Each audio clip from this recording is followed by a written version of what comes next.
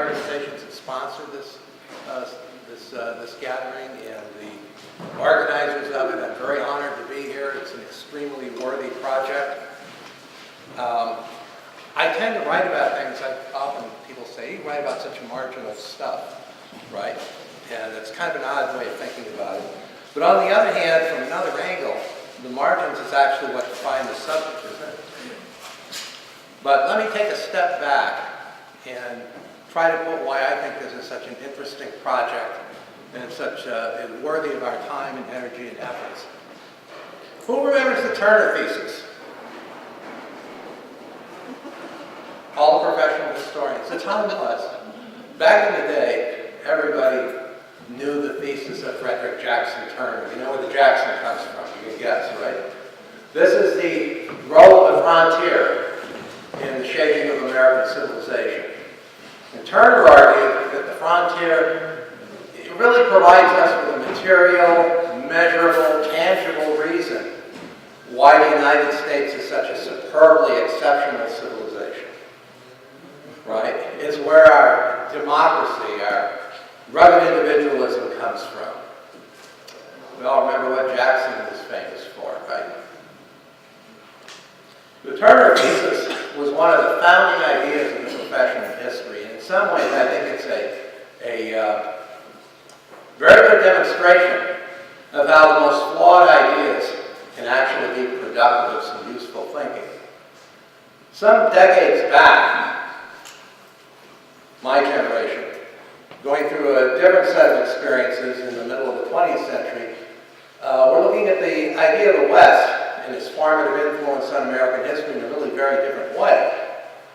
Historians started to write about, yes, the frontier was extremely important, and it was very important in shaping the American character, like Turner said, and they discussed the violence of the frontier, the preoccupation with the subjugation of nature, and of course, the ethnic cleansing fundamental to the entire thing. And to a great extent, that's absolutely, I think, unarguably so. It makes us think of our civilization as being perhaps less exceptional, and I think we should. I think the idea of American exceptionalism is a terrible idea. Every civilization is peculiar. It has peculiar experiences, right? Kansas is a little different than Missouri, to say nothing of Ohio or South Carolina. But the notion that you talk about your society as being exceptional is just a modern version of that idea of manifest destiny. The people chosen by God to dominate the North American continent. Still, you could say that this inverted version of the Turner thesis on the role of the frontier in the West is a very useful one in terms of giving us insights as to what's actually happening around us. It's one we can't lose sight of, but I would like to try something else. Let's take it and turn it inside out and see if it tells us something else. Because every step of the way across the continent, as the West is pushed farther, the West of the imagination is pushed farther along, we not only have this process of white settlement and white men with property negotiating their relationship to each other. We not only have this intense violence, the subjugation of nature, and the absolute cleansing of the indigenous population, wherever that's possible, as soon as it's possible. But right beyond that line of settlement, just beyond what was under the hegemony and control of the authority of the United States and subordinate governments, we have the experience of the Maroons. People know what Maroons are? Very famous in terms of the Caribbean, in terms of South America, but they also existed in North America. They were commonplace. These are small communities of native peoples who managed to avoid removal. And of course, in the South, anywhere near slavery, they welcomed African Americans who were escaping slavery. This is how we became, how we acquired Florida. That's how we got Florida, right? because as they were beginning to expand the cotton plantations into southern Georgia, if you were a slave discontented with your lot and wanting to improve your lot in life, you didn't have to worry about getting all the way to Canada, right? Just get across the line, the international frontier into Spanish territory. So this was, of course, the great thing that made Andrew Jackson a national figure, is that he invaded Florida at the head of Southern militias, which would be a little like invading Canada with the Michigan National Guard, right? But the U.S. government, because he was successful, supported that. And it's based upon this sort of, what they would later call muscular Christianity, right? But this expansionism with guns, Jackson becomes the dominant national political figure in this country in the antebellum period. People run for office. You do well or poorly depending on how much you can look like Andrew Jackson, right? Even the Whigs, the Democrats were furious with that. When they ran William Henry Harrison, they put him in uniform on a white horse on the poster. See, the Whigs can conquer Indians too, right?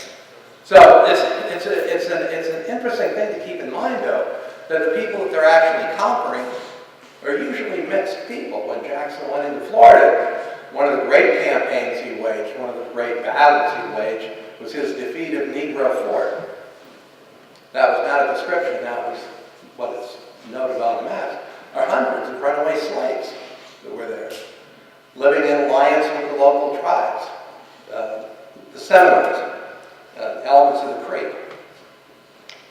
So when we look at this, I think we take the Turner thesis and turn it inside out, and we realize that perhaps not generally in the context of the United States, but in American civilization in a broader sense, we have examples of interracial cooperation and basic human solidarity that go across the continent ahead of the line of settlement. It's something that is experienced in almost every corner of the country. We don't see it because when we're looking at the past, we're looking through documents, and the documents are almost always coming from the authorities, from the hierarchy that's going to come in and settle things. And this is the ultimate importance of someplace like Quindaro, isn't it? That it's not that this is a multiracial community, but that at this point in time, it becomes part of the United States. It becomes part of U.S. history. It was an impulse that opens new possibilities for what you might be able to do with the United States. And Quindaro's not alone, there are others. Has anyone here heard of Dr. James McCune Smith? No, McCune Smith. Brilliant figure. When he used to write for the Abolitionist Press, this guy was the first African American who studied medicine, got a degree in medicine overseas. He went to Scotland. Always had great memories of Scotland. When he would write for the Abolitionist Press, he wrote under the name Communipaw, right? And this was named for a community in New Jersey. There's, unfortunately, unlike Quindaro, there's no archaeological evidence for this. It's buried beneath the wonderful pavement of the New Jersey suburbs of New York. But it was a colonial settlement that had white, African American, and Indian residents. And it functioned in terms of, it was always this commercial side of these things. There had to be if you're going to function, right? So they were supplying fresh produce in New York City across the river. And it lasted about a generation. The interesting thing about this period we're talking about, though, the Civil War, is that it begins to blow the whole dead old institutions away. There's no more nonsense among anti-slavery people that you're going to promote anti-slavery by electing Democrats because an individual Democrat is against slavery, or by electing the Whigs, right? Because the individual Whig is opposed to slavery. The institutional parties are in crisis, and new possibilities emerge. The churches, we were never a church people. not since the Revolution. Most of the American colonies were Church of England, right? So what happens after the Revolution is all the good ministers get on a boat and go somewhere else, right? So in the middle of the 19th century, we have the emergence of the first full-blown original American religion, if we can call it that, spiritualism. And there were more people dabbling with spirit communication than doing anything else in terms of a religious denomination in the mid-20th century, mid-19th century, right?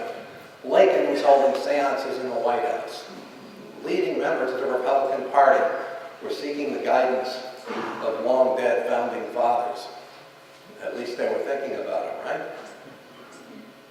But it's an indication of how you had that institutional crisis. And in the course of that institutional crisis, contemporaries, and certainly later historians, would speak of a Second American Revolution.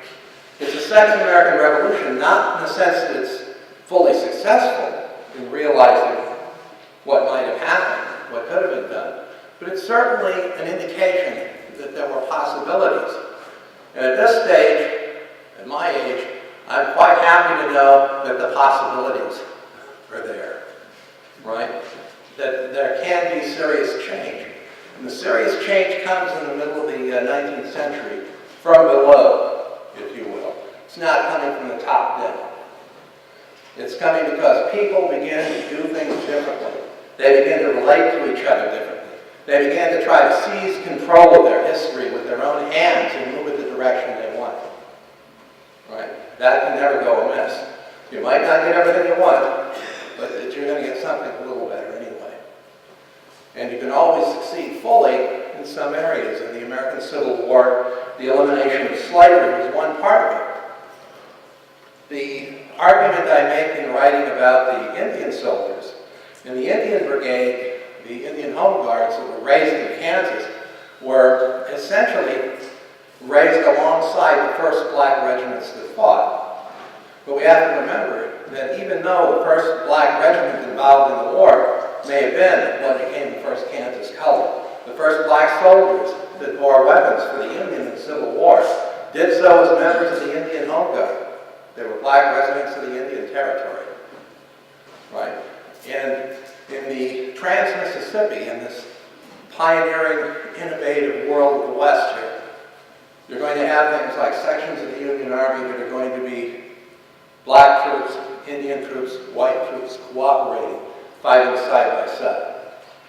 And many of those whites, by the way, were Southerners who had fled the Confederacy. So it's a wonderful period of history. It failed. I'll just say this, you know, when we talk about what's an abolitionist, what isn't an abolitionist, we always have to remember that history is a moving target. Societies are dynamic, and in periods of tremendous change, views, attitudes will shift tremendously. Remember the civil rights legislation of the 1960s? And who was president then? Johnson, the man who killed that milquetoast piece of civil rights legislation in 1948. Didn't happen in the 60s because people were in the streets. People were organizing. The one thing we have to have in our history, I think, is a realization of agency. All human beings are partners in the creation of their own future. Thank you.